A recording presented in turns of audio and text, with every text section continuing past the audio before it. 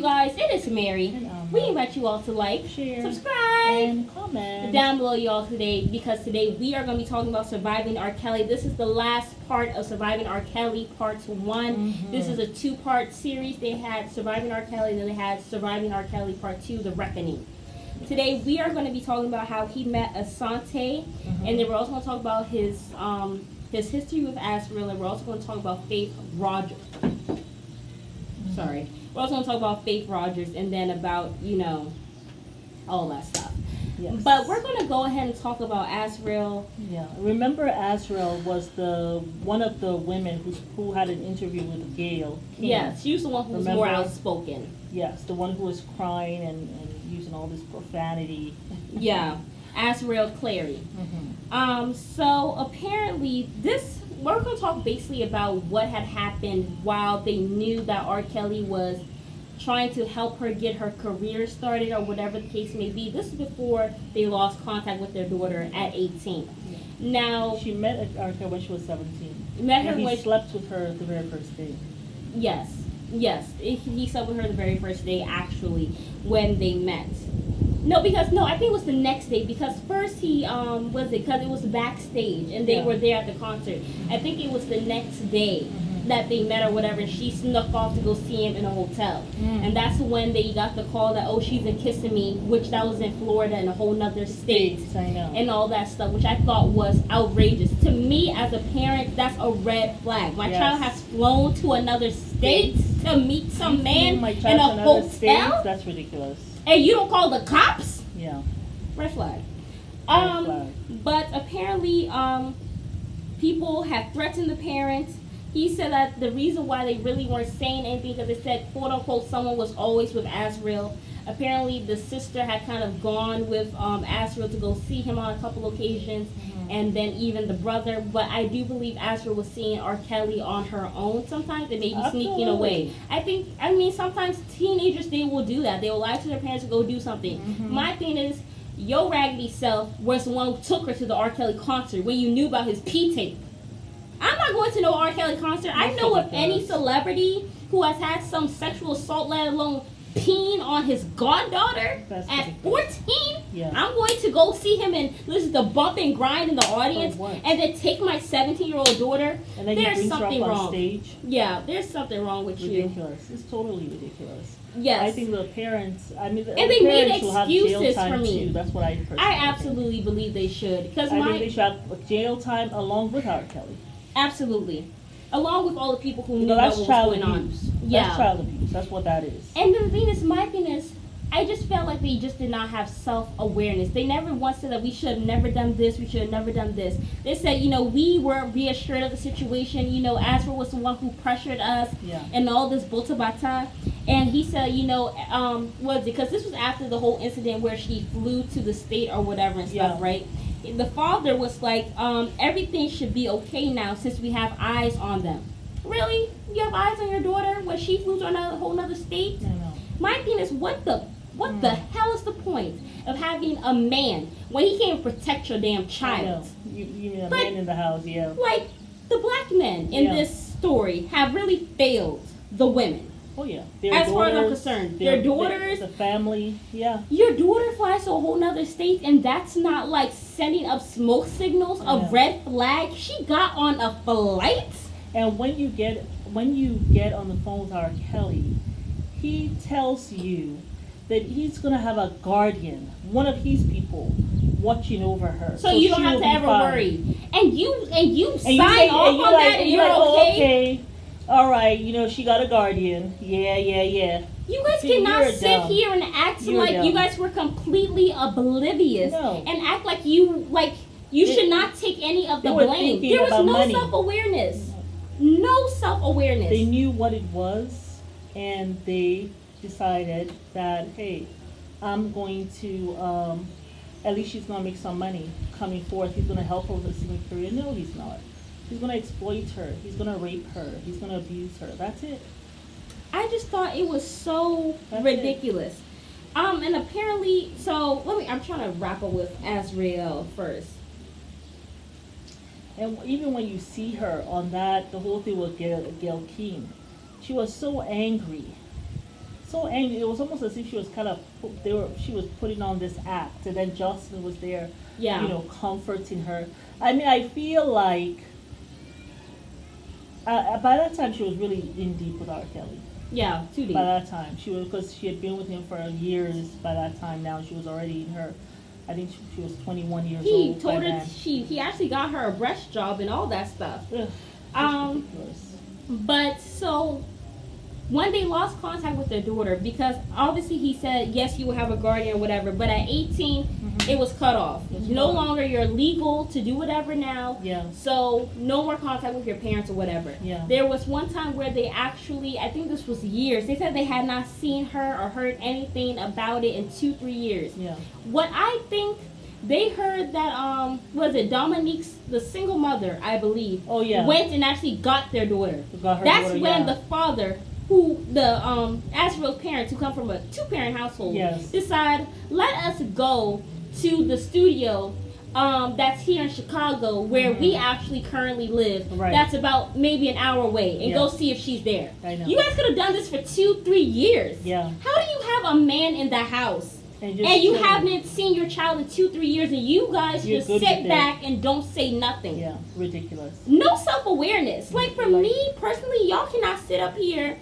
I would not have You even shown my failed. face because you as failed a her. parent. You failed as parents. And apparently they said the way they even found out that their daughter had sex with R. Kelly is because there was some sexually explicit texts Oh, wow. in her phone. And you know how you and me had iCloud, and you would get Yeah, my yeah, texts and you would get yeah. my calls. Yeah. It was the same thing. Mm, So they actually saw them, and then the father said, I felt like less of a man. I failed her. That was the first truthful thing you guys said all You should have this felt whole that time. way the day a whole man will take your daughter to On another stage. state. Yeah. He does not respect you as a man. No. For him to do that Well, to take your daughter. out of state. Well, really, Out for of him state. to take her on stage. Let's start there. To take a young, petulant child from the audience Yeah. and bring her on stage. Well, Yeah. you are there. While you're there, and you stay. And you allowed and it. you stay down in the crowd as she go backstage. Right there, you have told R. Kelly all he needs to know About you. about your manhood. Really. Yeah. Because the thing is, Because he's been any doing it for man decades. who is a man will get his butt up and go backstage. Oh, with no. his daughter will be on stage, but you stayed in the crowd while they went backstage. Oh, he would So have he held already his knew. daughter and been like, And yeah, said no, no. you better go get Not someone her. else. Too Matter of fact, precious. a real No. man would not have actually even taken his daughter to that, even if he was a fan of Yeah. him and went to go see the concert. Oh, this man has a P tape. I'm going to just go with my It's a wife. space that you can't be. Yeah. So as far as I'm concerned, he failed her from the very Yeah. beginning. He did. That big Um, old bumblebee over there. I know, trying to.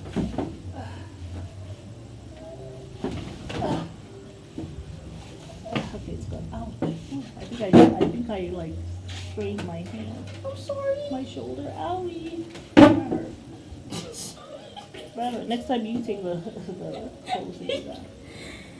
But okay, yeah. Asante. Let's talk about Asante. Mm-hmm. She was this 32-year-old woman, which I believe he used her as a beard. Mm. She said she was actually, she said they started dating or whatever. Mhm. She said she was okay with him having other women because she had an abusive ex-husband who would cheat, and she figured, like some women, it's Yeah. best that I have a man who at least lets me know upfront that he's going to have other women.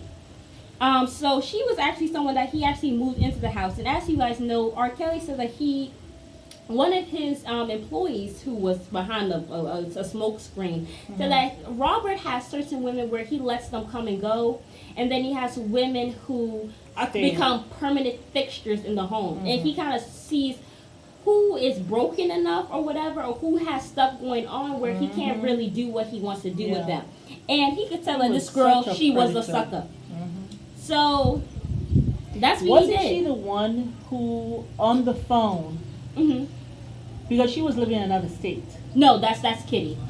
Asante is the other Wasn't she the woman. one who questioned him? No, that's Kitty. Oh, okay. This girl is the one. Dark skinned girl. She had the long straight No, hair. I know her. I know Yeah. how she looks. I know Asante. Yeah. But I thought she was the one who had questioned him, and when he finally saw her, he beat her up. No, Kitty was That was the Kitty, one. okay. Yeah, that's Kitty. But yeah, so she said that she was okay with him, whatever. He became a permanent fixture or whatever and stuff. And she knew that he had other women in the different rooms or whatever and stuff.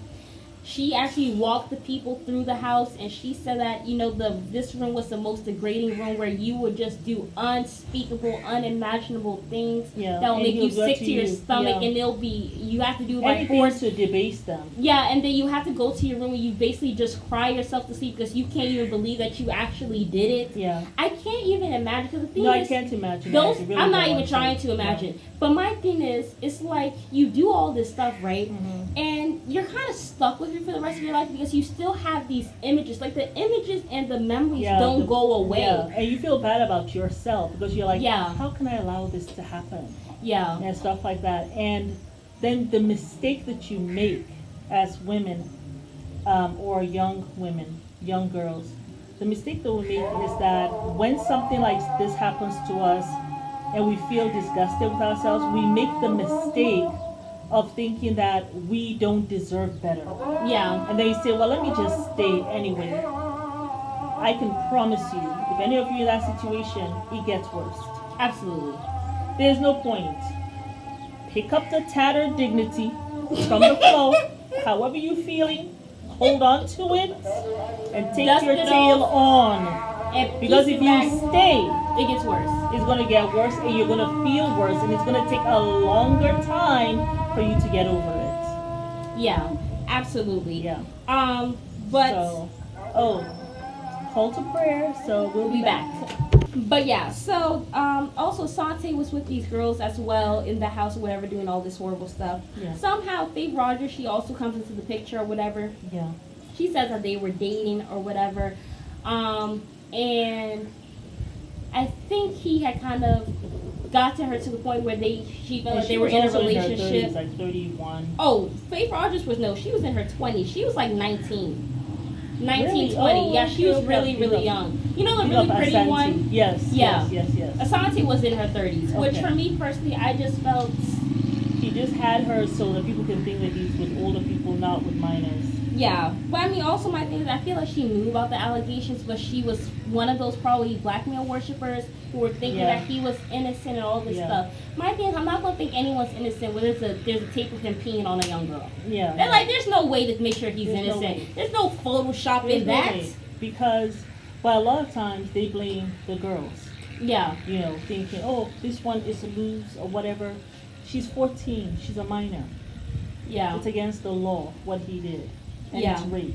It's not sex. It's not a sexual relationship. It's rape. Because and I just hated that all as a minor. And you know something I was just thinking when I think of this whole R. Kelly thing? If you cannot give consent as a minor because your brain has not developed enough to give consent with sex, how the hell has your brain developed enough to decide that you want to change your sex? That's how. That part. It's ridiculous. Absolutely. Such an effing agenda, and it's just ridiculous. Don't even know what the agenda is. It could be depopulation of the earth, Bill Gates. Yeah. His sick self. Yeah. It could be a whole host of things. Breakdown of the family. Certainly that. Yeah, absolutely. You know what I'm saying? Because like right now with Dwayne and the biological mom. I know. Dwayne is for it, she's against it. So that's a breakdown of the family right there. Yeah. You know? They're so trying to like all of that stuff. So now we're talking about R. Kelly. We're saying that they're minors. Yeah. Below the age of 18, they're minors. They cannot give consent because brain has not developed enough to give consent for that. But no, brain has developed quite okay to have a sex change. Yeah. Does that even make sense? It's ridiculous. Not at all. But yeah, so she was 19. Sorry. Yeah. No, you're fine. But yeah, she was 19, and she said the first time they had sex, apparently he was recording it on an iPad, didn't even ask her. Yeah. And I think that she kind of got to the point where she realized, like, so basically he was going to kind of make her a permanent fixture. He was trying to feel her out. He told her, okay, I want you to meet these girls that I've kind of raised. You mean raped, sodomized, and kind of prayed and groomed them. Mm-hmm. So she realized. He takes her to the room. takes her to the room, and she meets Joycelyn. Yeah. And at that moment, she knew, oh my God, Yeah. this man is actually he is actually true what he's doing. What they say these crimes. he's doing, yeah. Because so that's where she decided that she wanted to get out of that thing and all that stuff or whatever. And he was threatening her and stuff. And then I think she. I can't remember. Left. I think she did leave or whatever stuff like that. But then she found out that she had a disease, an incurable disease called Probably herpes. Yeah. And she decided to hold him to the fire because she said, you know, if this was somebody regular in my town who had did this to me, I would be suing. So I'm going to sue him. And her father is a pastor. Yeah. Seemed like a lovely man. Yeah. He just had like a humbleness about him. Yeah. And so she's grown up and he and the mother's still together. She has grown up in a stable environment. Yeah. And I feel like he also knows that. Yeah. I'm sure he asked her about her family and she tells him. Yeah. So it's like, okay, when she tells me I gotta go, like I'm not going to now start beating her up or anything like that because I see in her eyes, she's not going to be, I'm not going to be able to get her like that. And I also because she's not broken enough. That's why he goes for those who are broken. Yeah. You know, takes advantage of them.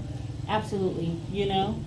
Yeah, so I think because he knew that, he kind of went out of his way to kind of threaten her not to do not to go there. But I also feel that because I think what really attributed to her actually taking a stand is because of her upbringing. Yeah. And the fact that she did not grow up in brokenness. She kind of knew what normalcy was. Yes. Even though she should not have been with him or whatever, I think she was able to get out of that relatively quickly and hold his foot to the fire because she grew up with common sense in a good household. Like you said, there was normalcy in her life. Yeah. She wasn't in a toxic environment. Yeah. You see some of these children like Azrael, even though the parents are together, you can tell it's a toxic environment. Absolutely. Because your child is missing and you guys are lackadaisic about it. And letting a guardian that he knows hold her. You take my child out of state and your ass is not in jail for a lifetime? Yeah. Because that's kidnapping. Absolutely. That's what it is. They didn't even call the cops. No, like... Let her stay there. All that stuff. Y'all really should about it, I get so upset. I know. And then also, I think, remember he had that interview with this, that guy with the afro or whatever, stuff like that, when he had gotten off and stuff. And he had asked him, okay, R. Kelly, so do you like underage girls or whatever? And and he says, well, when you talking underage, how old are we talking? And he said 19, younger than that, 18. He said, well, I mean, I have 90-year-old friends, but I don't like anyone who's underage. And, I just like petite women. You mean children? Yeah. You sicko. Yeah, that's what it is, who have not developed, because he started with the goddaughter at 12. Yeah. Because that's when Sparkle, that demon, her goddaughter to him, handed her over to him. Do with her what you wish. Yeah. But me personally, I think with the whole R. Kelly thing, I think for him, he has to get with people when he has kind of been like, he has to have like some type of family like role to them, whether it's being a big brother or whatever the case may be, or being like a father figure. Yes. He has to kind of have some type of family relationship with them and then turn it sexual. I feel like because of what the nasty sister did to him. Yeah. Like that's how he gets off. Yeah. I believe. Yes. You know what I'm saying? Sick. Very sick. But the Mute R. Kelly thing kind of did take off or whatever, which I feel like it would not have even happened if the white women had not come out and been like, Me Too movement, let's talk about that. I feel like because that came out first, they were able to get some heat to talk about the whole R. Kelly thing. Yeah. You know what I'm saying? Because no one was really listening to what the black women were saying. Oh, you were talking about for the Harvey Weinstein. That's for the Harvey Weinstein. Yeah, exactly. Yeah, got you. I mean, no one was really listening to them, mainly because of the black men and the black women in that community who then just after that, didn't care. With, after Harvey Weinstein, Cosby also was Yes. found guilty. Yeah, which Yeah. I believe he did that stuff. Yeah. I would not put it Well, past he him. did. He had given a deposition. Cosby, he had given a deposition before. Yeah, He had just been locked up, but he had given a deposition before saying that yes, he did give them these drugs, but they were aware of it. He said, liar. Just nasty. "It is nasty." Nasty. Yeah. So yeah, but the R. Kelly movement, I am happy that the Me Too movement came out because Yeah. it kind of like was for all women of all races. Yeah. You know what I'm saying? And I'm glad that Yeah. the whole thing happened because then it was like, Absolutely. well, let's talk about R. Kelly. Like he's been Yeah. doing this for years and no one has said Anything. nothing. Yeah. So when the documentary came out, it was like it came out at the right time. Absolutely, the You know. perfect time. They Yeah. really timed that very well. Mhm. So they took him off of streaming platforms and everything, and they were finally able to start getting him to going back to court and Of stuff like course, that. yeah. And then of course Kim Fox had asked victims to come out just for her raggedy self to Mhm. come 2 days later past this past month I and know. say we're dropping charges because we believe justice has been done. The man's only gonna get 19 I years know. when And you this think is about it. before the verdict for Chicago even came down. She was paid off, Oh. as far as I'm concerned. She obviously is going through something in her life or whatever, And she need the money. and she need the money. She did it It because couldn't have been that much. no, because you could have actually R. waited Kelly until they got the money verdict to like drop that. it. Exactly. But the thing is, she wanted to drop it regardless. That's I know. why she did it before it came. So Exactly. she's like, regardless, no matter what happens, I have to drop these charges so that I can get my money. And that's what she did. That's what she Who did. did you told victims to come out just for you to stab them in the chest, I in know. the face, Yeah. and drop charges. Mhm. There's a special Mm. place for you. Mhm. That's all I gotta say with your raggedy self. Wishing you the day you deserve. The day you deserve. Got the nerve to be on this damn show and then drop charges. I wish somebody would come and drop charges when I've I had to was come shocked. and show Yeah. my face, and now everyone knows that I've been through sexual abuse. Because I saw the thing where it says Kim Fox, and I said, it can't be that woman I saw in the documentary. We were And shocked. then when I looked it up and saw her face, I was like, oh my goodness Wow. gracious me. Wow. I was like, R. Kelly got to her too, huh? wow. Wow, wow, wow. Yeah. But it's Mary. And We invite y'all to like, share, subscribe, and comment. down below. Bye.